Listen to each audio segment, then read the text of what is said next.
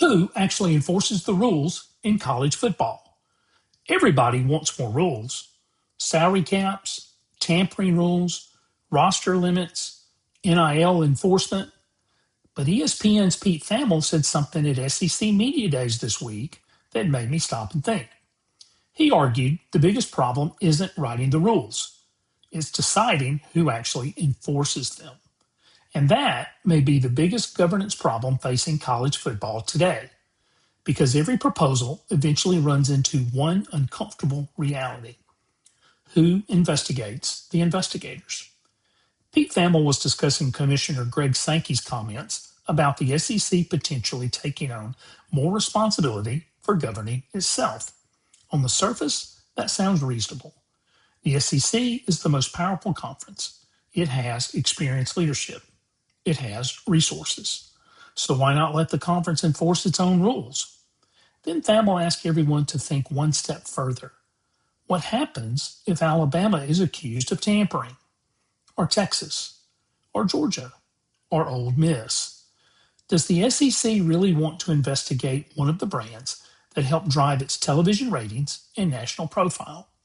As Thamel put it, Greg Sankey and the SEC staff would rather have a daily colonoscopy than actually enforcing the rules. It's a funny line, but it's also an important one, because he isn't criticizing Greg Sankey. He's describing the impossible position any conference commissioner would be in. Think about every major organization. Public companies don't audit themselves. Professional sports don't let individual teams determine whether they violated league rules. The reason is simple. People have confidence in enforcement only when the enforcement process is viewed as independent. College football doesn't really have that today. The NCAA has struggled to enforce its own rules.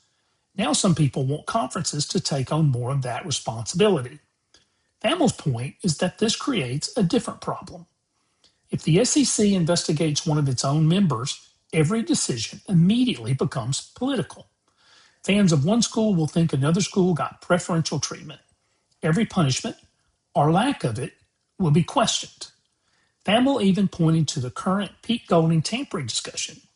If a complaint involves an SEC school, who becomes the referee? The SEC?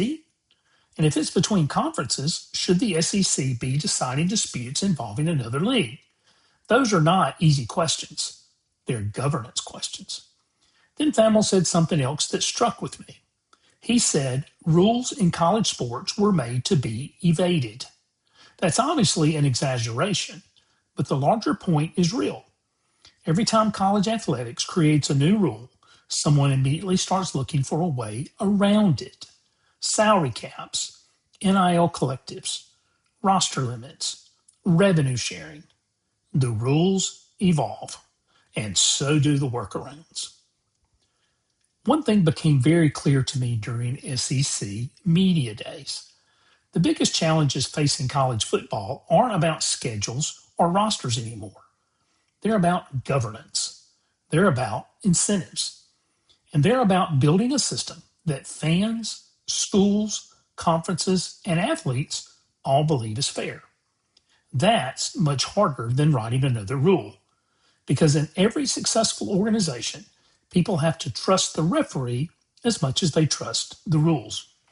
College football still has not solved that problem, and that's what everyone else missed. If you enjoy looking at the business side of college football, hit that subscribe button. That's what we do here. I'm Mike Chaudron. See you next time.